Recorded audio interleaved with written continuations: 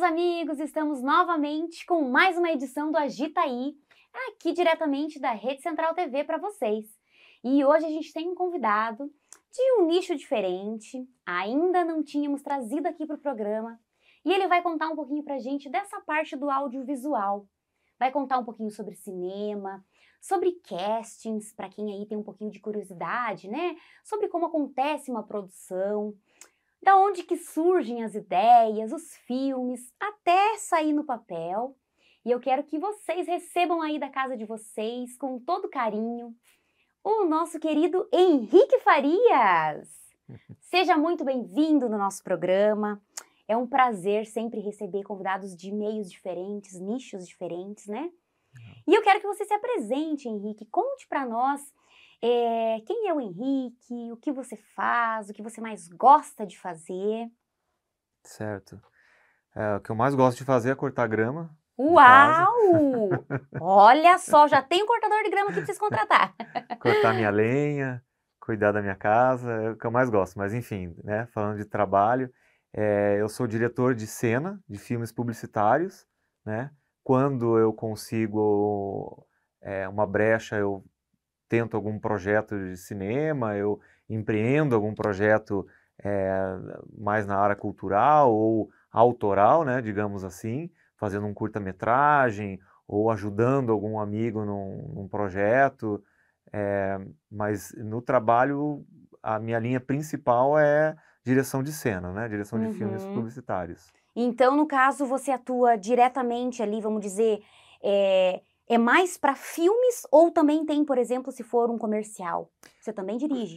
Qualquer tipo de publicidade? Publicidade, né? Na parte da publicidade. Na parte de publicidade. Então, filmes de 30, 60 segundos, né? Esse é o meu nicho de trabalho, é onde eu atuo, né? Como diretor freelance no mercado nacional, né? Bastante coisa em Curitiba, Santa Catarina, São Paulo, Brasília, Recife. Essas são as praças que eu mais atuo, assim, Bacana. né? E você nasceu aqui em Curitiba mesmo? Você é da região? Não, eu sou meio vira-lata, né? Ah, sim. Eu nasci no Rio de Janeiro, aí fui criado em Foz do Iguaçu, e daí vim para Curitiba, aí agora moro em Piraquara. Nossa,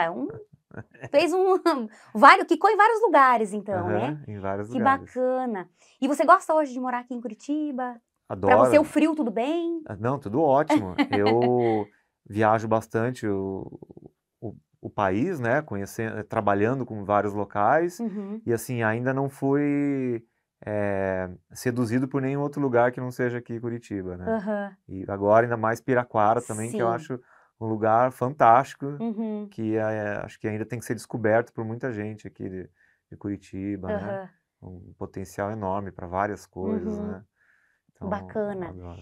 E você, assim, Henrique, essa paixão sua pelo audiovisual, pelo cinema, esse olhar diferenciado, surgiu quando, assim? Você já tinha na infância alguma coisa que te chamava para isso? Sim, desde sempre, já é nativo, assim, em mim, né? Então, acho que muito tem a ver com a influência de eu ter sido criado em Foz do Iguaçu, numa época em que as pessoas, a luta era para conseguir um videocassete, né? Ia para o Paraguai para comprar, então, câmeras filmadoras. Então, ali, já criança, tive um acesso muito prematuro a esse tipo de tecnologia, né? E estava sempre disponível na minha casa. Então, eu, desde muito pequeno, tinha uma câmera para estar filmando. Eu já fazia edição com 2, 3 videocassetes. Nossa! Entregava os trabalhos do colégio em vídeo, né? Então, professor, vamos falar sobre isso, tal, cada um entrega um trabalho. Eu ia lá e fazia um documentário, fazia um programa de TV, né? Inventava alguma coisa, incentivo dos pais também, então... Mas da sua família, assim, alguém já trabalhava com isso, então? Não, também? não. Tinha caseiro mesmo, para filmar aniversário, né? Então, assim, tinha um aniversário no bairro, as pessoas vinham lá me chamar para ir filmar. Ia ter lá uma apresentação, um show de lambada. Lá ia o Henrique filmar. Eu ia lá filmar, tava lá Ai, que sempre legal. fazendo. Então, já desde sempre, assim, E aí isso mais os filmes que saíram na época, assim, né, já me colocavam muito... sempre fui um contador de histórias também, assim, né, no grupo, estava sempre contando, inventando história. RPG, eu estava sempre criando uma história enorme para a galera, enfim, sempre viajando mesmo nas ideias, assim, Sempre né? a imaginação ia longe. Dormia e acordava longe. Geminiano, né, que falam Ai, que... geminiana aí, ó. Sou geminiana também. Olha aí. Então, diz que É geminiano isso. não mente, né? Ele só Não, aumenta a história, só. né? Então é isso que eu faço. Se você mostra Nossa. alguma coisa aqui pra mim, eu já... Pronto. É o tempo inteiro, assim, chega a ser um saco, sabe? Chega, Você chega e fala, o que que eu quero pra mim, né? O que que eu quero pra minha vida, será? Porque é difícil. Às vezes alguém liga pra mim pra pedir uma opinião, uma sugestão, tal, quando vê, eu já Ixi, virou um livro. eu viro apresento um plano de dominação global sobre aquele tema, sabe? É verdade. Às vezes eu até peço desculpas. Viu, desculpa aí, mas é que você pediu opinião, então é difícil mesmo. Te entendo bem. E quando você saiu, por exemplo, do seu colegial ali, terminou o ensino médio, você já sabia que você queria seguir aquilo para a vida? Ou você, por exemplo, trabalhou com alguma outra coisa que não tinha a ver e depois retornou pro meio audiovisual? Como é que foi essa transição sua? Bom, para mim era fato, assim, que eu ia trabalhar com audiovisual, porque eu sempre estava fazendo alguma coisa em filme, assim, né, em vídeo. No ginásio eu entreguei fiz um documentário com os amigos de classe, né, sobre pena de morte. Então a gente fez uma entrevista com várias pessoas importantes da cidade, o padre, o delegado, enfim, editamos imagens, assim, e foi sempre nessa área, né?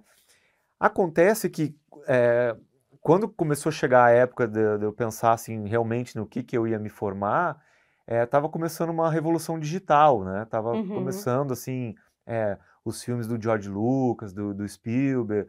Então aquilo ali me atraía demais, assim, como uma ferramenta de expressão, de trabalho.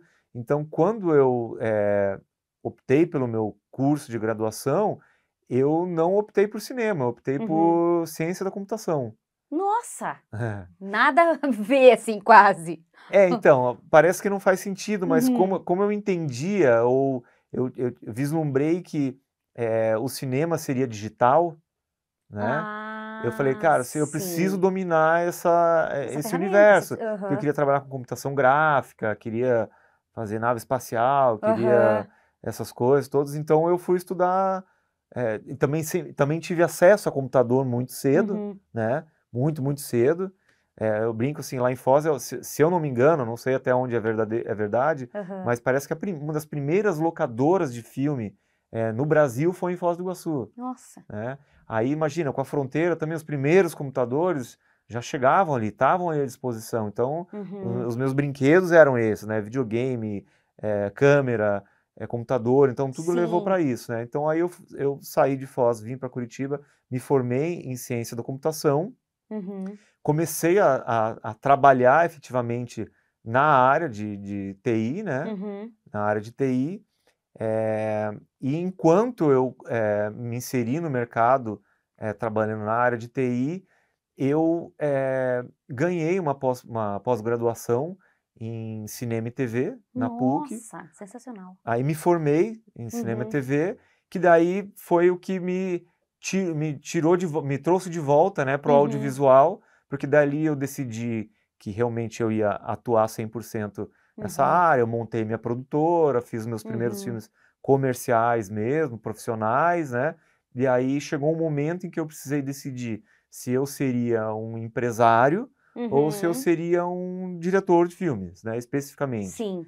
Aí deixei a empresa de lado e fui só trabalhar como diretor de filmes. Aí hoje eu tenho uma empresa que eu uso ela para fazer projetos especiais, mas não atuo comercialmente com ela, né? Sei. Mas Um plano B, vamos dizer assim, seria, ela praticamente. complementa, né? Então, às vezes você quer apresentar um trabalho, um projeto, faço através da minha empresa, ou algum projeto muito específico, de um cliente muito específico, onde me procuram diretamente, daí eu atendo diretamente através da minha empresa, né? Monto equipe e tudo mais. mas a fonte principal de renda mesmo, assim, de atuação, é como freelance. Então, Entendi. a agência me chama, ou o cliente me chama e eu Uhum. passo a desenvolver o projeto a partir daí, né? Entendi. Nossa, bem interessante, porque geralmente, assim, a gente sabe que às vezes as raízes da gente já parece que a gente vai trilhando o caminho e automaticamente cai ali, né? Uhum. E que nem você já veio de berço praticamente, e de repente você deu uma. Foi para um lado, daqui a pouco, opa, não é aqui, mas um complementou o outro né, de alguma forma. Sim, E o conhecimento nunca é demais também, né? não, Querendo ou não, que nem você, de algum jeito, de uma forma ou outra, você vai utilizar o que você aprendeu ali tudo, com o TI, vamos dizer, tudo, né? tudo. E hoje em dia tudo é TI também, né? É, O que seria da gente se não fosse um profissional dessas áreas, né? é. Então é bem interessante. E o diretor mesmo de filme, assim, ele carrega um peso que ele precisa ter algum nível de domínio sobre todas as áreas, né? Sobre todos os departamentos do audiovisual. Então eu tenho que Uhum, entender de fotografia, eu tenho que entender direção de arte, eu tenho que entender em relação a elenco, eu tenho que entender em relação a finanças, né? O uhum, projeto, para ter esse sucesso, ele precisa ter um retorno financeiro sim, também. Então você tem várias áreas, vários departamentos que você tem que entender. dominar, sem contar que você também vai lidar sempre com um produto diferente que você acaba tendo que entender. Então, num dia você está Uhum, falando sobre, eh, sei lá, sobre poltrona, né? E aí você acaba descobrindo muita coisa sobre sim. poltrona. Você vai fazer outro filme sobre eh, Carros. carro, aí, Uhum, né? Então você tem que estar sempre.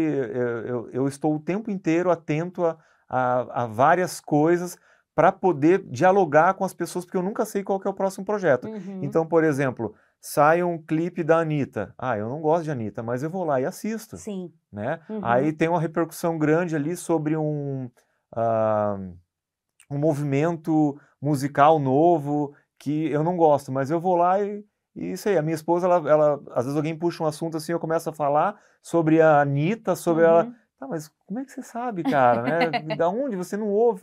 Não, é porque eu parei 5 minutos, fui lá, Para se atualizar, fiz um né? raio-x, entendi, falei, beleza, agora eu não passo vexame, né? Sim. Então, se alguém falar, eu chego numa reunião, olha, a gente vai fazer esse filme aqui parecido com o que a Anitta faz.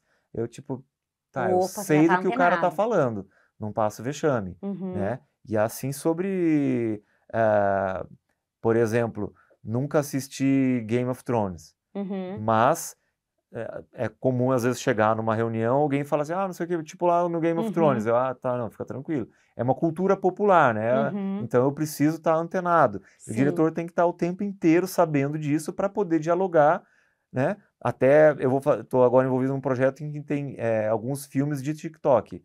Eu não tenho uhum. TikTok, mas eu entendo a plataforma, eu sei o que as pessoas fazem ali, eu entendo O da cultura, objetivo. para Uhum, poder me comunicar dentro dessa ferramenta. Mesmo eu sim, não sendo um TikToker, eu aham, sei o que essas pessoas fazem, consomem, da onde elas vêm, para onde elas vão, os uhum, objetivos e tal. Então, isso tudo eu tenho que ter mapeado porque é uma estratégia para os clientes, né? bacana, legal. E essa parte, assim, que nem você comentou que a gente precisa saber de tudo, né? Que Uhum. nem o comercial, que é um dos principais, vamos dizer, financeiramente falando, né? É...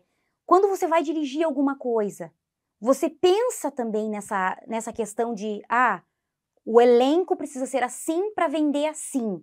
Existe essa questão de você com o teu olhar de direção? Ou você, o elenco vai ser do produtor de elenco e ele que se vire? Como que você consegue, assim, manipular essa questão? Certo.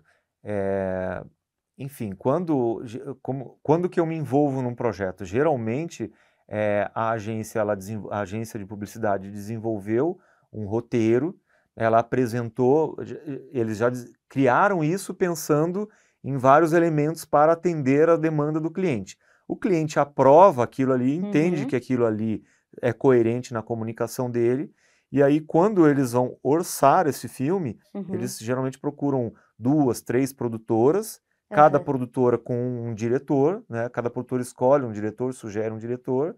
Aí eu leio aquele roteiro, eu interpreto ele e até esse momento são números. Ah, eu sei que precisa de uma mulher, de um homem e de uma criança, uhum, por exemplo. né? Mas eu ainda não entendo exatamente qual faixa etária, qual que é o biotipo, qual que é a classe social, eu não entendo, eu presumo, mas ainda não é importante porque a gente está fazendo um orçamento do projeto, né? Sim. Aí faça uma concorrência, daí se eu tiver a sorte de ganhar essa concorrência, eu junto com a produtora, a gente é chamado para uma reunião de briefing, onde a agência explica tudo que foi debatido em relação àquele projeto e me passa, olha, é uma mulher parda, um marido mais caucasiano, é uma criança de tal idade, aí às vezes eu influencio assim,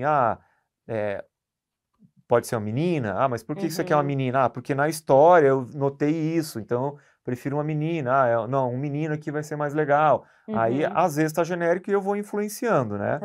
Às vezes vem bem aberto, às vezes um elenco grande, várias pessoas no filme, e daí eu meio que faço a sugestão, aqui eu quero um casal pardo, aqui eu quero uma ruiva, enfim, eu sempre parto da história e o que ela está querendo passar, trazendo, né? E como é que a gente faz, né? Para lidar com isso. Às vezes a gente tem questões de inclusão, que é importante sempre estar trazendo. Então, assim, uma pessoa com deficiência auditiva ou de locomoção, ou até equilibrar mesmo tons de pele, tudo isso a gente vai considerando para montar um projeto que seja bem coerente com o que o cliente quer. Enfim, aí a gente, a partir desse ponto, a gente está com um briefing na mão, tem um norte, eu vou direcionar esse filme, vou começar a dar a direção para onde ele vai, né? Em termos estéticos, assim, a abordagem desse filme.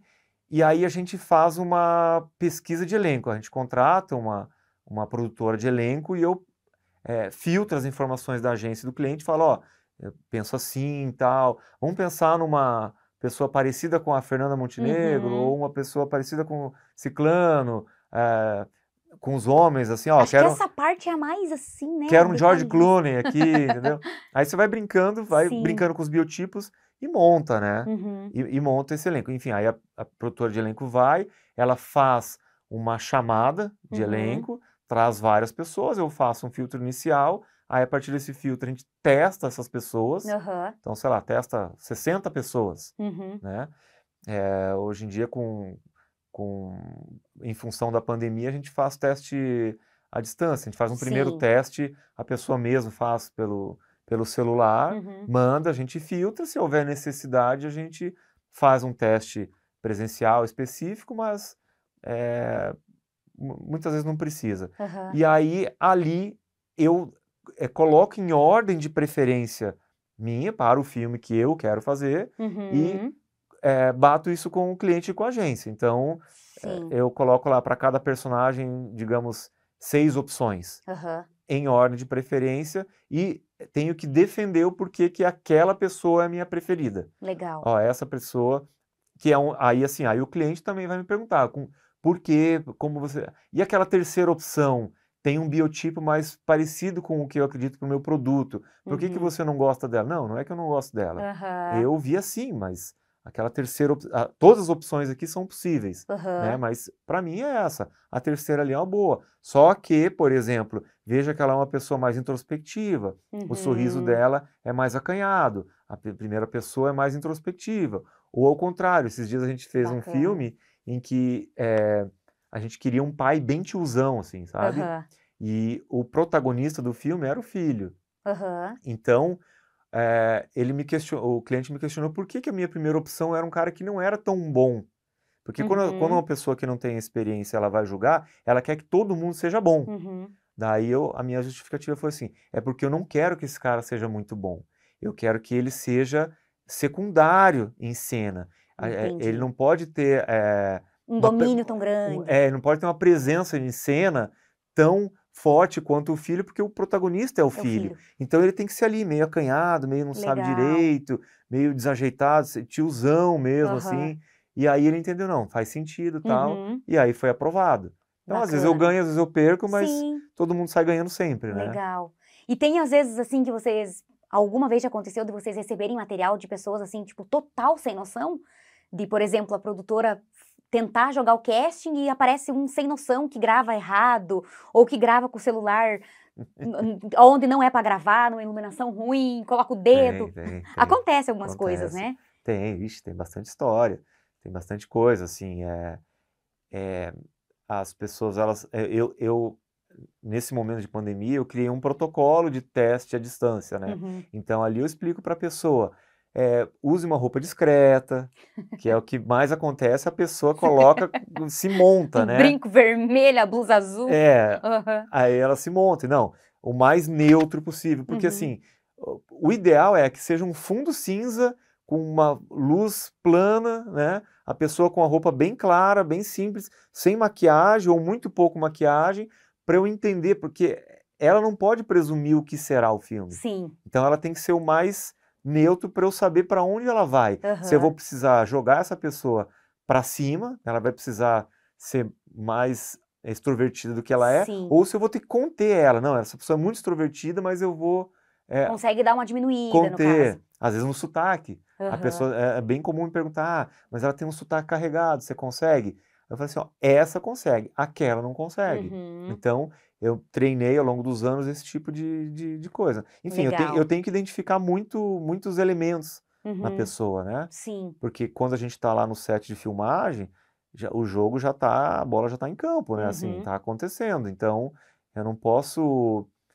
Essa é uma característica da publicidade, porque ela exige uma alta performance de todo mundo, né? Então, eu não tenho muito tempo, eu não tenho tempo para ensaiar, eu não tenho tempo para muito debate, para construção. Então, a gente tem que ir meio que direto para o resultado. Eu tenho que já ter uma conversa com a pessoa muito focada. Inclusive, isso é muito comum e como eu desenvolvi um trabalho grande, assim, de sensibilização com atores, inclusive trazendo o conceito de não atores, no sentido de não considerar desconsiderar que existe o ator, que existe o ser humano, né? Porque é tanta alta performance que eu tenho que partir de um lugar assim, não, eu estou lidando com um ser humano, não neutro, com um ator. vamos dizer, né? A não ser que seja uma celebridade que está trazendo já um personagem, né? Então, se eu estou falando com aquela celebridade, ela já é aquilo ali, eu não posso tentar mudar ela, né? Já um outro elenco, na verdade, queremos moldar ela para um personagem, né? Às vezes tem alguns perfis que estão dentro do perfil e tem outros que se montam, né? Que não vem ao caso, né? Tem muita gente mesmo realmente que, nesse meio assim, que nem eu trabalho no teatro e faço algumas coisas na TV e rádio, e às vezes alguns vídeos, e eu te fiz essa pergunta justamente por isso, porque às vezes eu participo de algumas coisas e às vezes a gente troca umas ideias ali em alguns grupos, né? E a pessoa fala, nossa, mas você viu que fulano passou? Mas por quê? E às vezes a gente pensa que o mais é que vai ganhar ali, vamos dizer, o diretor, e na verdade não. Na verdade é o pouco que ganha, né? Quanto menos, melhor para ele, para vocês, né? Você sabe que tem pessoas que se especializam em passar no teste de elenco e chega no set ela não é aquilo, ela não entrega o que ela prometeu, digamos assim. Então, os clientes sempre contam comigo para fazer essa análise e defesa. Então, quando eles veem que eu tenho uma dificuldade de defender aquela pessoa, eles também ficam com medo de escolher. Mas por que você trouxe essa pessoa, Henrique? Por que você está apresentando? Porque, às vezes, eu não conheço o cliente a ponto de entender qual que é o biotipo dos clientes dele. Então, eu levo um tempo. Por exemplo, você vai fazer um curso para um filme para uma universidade, né? Para uma faculdade, quem são os clientes daquela faculdade? Quem que é o biotipo social? Quem convive, quem que compraria, vamos dizer, né? Então, eu não sei. Eles estão lá todo dia lidando com isso, vendo quem são os alunos. Então, essa informação vem deles. Então, às vezes, eu abro um pouco o leque para dizer, para dar opção para ele, mas todas elas já estão filtradas. Só que, assim, você não tem... Porque hoje em dia, o que acontece? A maioria das pessoas não vivem de do trabalho dela como um Sim. ator ou modelo. Uhum. Elas não vivem, elas são Não. advogados, elas são atendentes, são dentistas. Sobrevivem, elas, né? Então aquilo ali é um hobby, é uma Verdade. opção. Então a gente... quem não tem nome, realmente, os atores que não têm nome, vamos dizer que é uma fuga e uma sobrevivência da arte, Sim. né? E com o apertamento de orçamentos, a gente acaba tendo que usar mais não atores, né? Exato. Não profissionais. Então isso é uma pressão muito grande, Sim. porque a diferença de valor é muito grande. E a exigência, daí entra, enfim, numa polêmica gigante de se a pessoa não é ator, ela não deveria estar na TV. Entra toda uma guerra assim que, putz, daí rende muito. Um outro programa só sobre isso, Verdade. um debate grande. Opa, nós vamos ter que então marcar isso daí, que é muito interessante. Tenho minha opinião sobre isso, mas enfim, é uma discussão grande, também. né? E eu queria que você contasse, Henrique, eu dei uma olhadinha ali na sua página e vi que você tem alguns filmes assim que se você bater o olho, eu, por exemplo, bati o olho e falei, meu Deus, esse aqui veio lá de Hollywood, quero ver onde que é o lugar. Eu não consegui nem identificar os lugares, porque você usou umas palhetas muito interessantes. Teve um que é inglês, que eu não sei nem falar o nome do filme aqui, que começa com all. Não sei se ele começa com all, tem all, a palavra no meio ali. É um filme que ele tá assim, como se fosse em sépia. É uma paleta meio assim amarronzada, meio entardecida. É Ai, como que eu posso te dizer? Eu vi umas cenas assim de uma bicicleta passando no início. Qual que é o nome desse filme? I Still Love You. É esse aí. Eu quero que você conte sobre esse filme assim, uma palhinha pra gente, da onde que surgiu a ideia dele. Porque eu vi que você teve premiações, teve até em Brasília, inclusive, algumas coisas, né? E eu queria que você contasse um pouquinho dele, assim, como é que foi esse desenvolvimento dele. Tá. Still Love You é um filme que eu, junto com um colega, um amigo fotógrafo, né? A gente foi fazer em Amsterdã, porque, na verdade, o filme foi uma desculpa para a gente poder viajar. Entendi. A gente queria ir para Amsterdã para um evento que ia ter lá, e a gente falou, puxa, vamos aproveitar a nossa ida para lá e vamos fazer um filme lá. Aí, no primeiro momento, a gente ia fazer uma espécie de filme turismo, assim, enfim, um filme sensorial sobre a cidade, sobre a Holanda, né? E aí a gente falou, não, já que vamos estar lá, vamos escrever um roteiro, deixa eu escrever um roteiro, deixa eu propor um roteiro. Aí, obviamente, que eu parti da bicicleta, né? Na época estava começando o movimento, o cicloativismo, assim, né? A ganhar força. Aí eu comecei a imaginar os cenários, comecei a navegar na internet, enfim, peguei a letra de uma música para inspirar, aí fui construindo as cenas, amarrando, enfim, entrei no processo criativo, a gente passou por esse processo, escrevi um roteiro, daí e agora, como é que a gente chega na Holanda, do nada, né, dois brasileiros, aí a gente falou, vamos começar a pedir ajuda, né, aí a gente perguntou quem conhecia alguém que morasse na Holanda, aí acabou que, assim, uma pessoa na Holanda se ofereceu a colocar a chamada de elenco num site local de artistas, e um outro colega de Los Angeles que conhece pessoas de produtoras na Holanda, mandou um pedido para as produtoras se alguém conhecia uma atriz lá que pudesse atender e tal, e assim a gente montou o elenco do filme. Aí separamos um dinheiro para alimentação e transporte para 3 dias de gravação, de filmagem. 3 dias? Fizeram o filme em 3 dias? Nossa, que loucura! Esse mínimo, assim, também nem dormiu praticamente. Não, guerrilha, né? Nossa! Guerrilha. Então a gente chegou lá, aí assim, foi uma experiência muito, muito, muito, muito legal, porque nada como você conhecer uma cidade nova, para mim, pelo menos, né, que sou disso, né, mas não com um olhar turístico, mas assim, a premissa que a gente tinha, assim, eu não quero fazer um cartão postal de Amsterdã. Então, assim, aonde tiver uma foto de um lugar em um cartão postal, eu não quero estar ali. Eu quero saber onde é que é o beco, o bairro escondido, onde que é a ponte, onde que é o metrô, o final da linha do trem, sabe? Então a gente foi tentando só aqueles lugares onde só os locais reconhecem e que são segredos, assim, né? Então a gente foi atrás desses lugares, passamos 2, 3 dias procurando as locações, aí fizemos uma reunião com o elenco, tudo na guerrilha, mochila nas costas, câmera na mão, e aí... Praticamente uma aventura mesmo, né? Ai, que bacana. E aí, como resultado do filme, o filme ele tem um conteúdo LGBT, né? Assim, é um relacionamento entre duas meninas. E na época, a gente ainda não tinha um conteúdo muito disseminado também sobre isso. Nos festivais, principalmente, estavam surgindo festivais com essas temáticas. E o filme foi muito aceito, muito bem aceito, assim. Nossa, no mundo inteiro, foi para muito festival.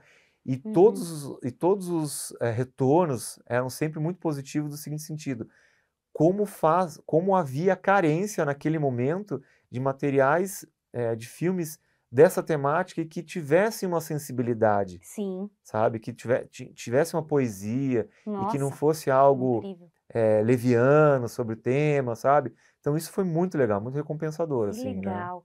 E hoje, para quem quiser acompanhar esse filme, essa obra, tem alguma plataforma específica? Ou é comprado? Ou como é que a pessoa pode acessar? No meu site tem acesso ao filme, né? Na Europa tem uma TV streaming lá especializada em filmes LGBT, que o filme tá lá na plataforma, as pessoas podem assistir através dessa plataforma também, mas aqui, acho que para todo mundo, através do meu site ali, mais pode fácil. passar então, Henrique, para todo mundo saber, né? Pode falar suas redes sociais também. Tá. Acho que no site daí a pessoa encontra tudo quanto é www.henriquefaria.com.br. Lá vai ter tudo. Isso. Tem uma seção sobre cinema, uma seção de publicidade, uma seção de cinema. Aí em cinema você vê meus projetos de cinema, né? Que bacana! A gente tem pouco tempo, que pena que a gente não tem 2, 3 horas, 4 para falar um monte, porque tem muito assunto para falar sobre audiovisual, né? E eu gostei muito do bate-papo, Henrique. Nossa, quero deixar de portas abertas para você voltar de novo, contar várias coisas pra gente. E quero pedir para todo mundo que está em casa, acesse a página do Henrique Farias. Tem muita coisa boa lá, muito conteúdo legal para consumir. Faria, hein? Faria. Henrique Faria. Olha só, vou deixar aqui escrito então, gente, para vocês não errarem aí também. E ele tem um trabalho muito legal e é muito bom a gente poder consumir coisas aqui da região, Curitiba, né? Mas também divulguem para os amigos que moram fora. Gente, o nosso programa vai ficando por aqui, por enquanto, a nossa edição do Agitaí. Acompanhe as redes sociais, telefone da produção para sugestão de pautas. E até a próxima. Obrigadão, Henrique. Obrigado pelo convite. Até a próxima, gente.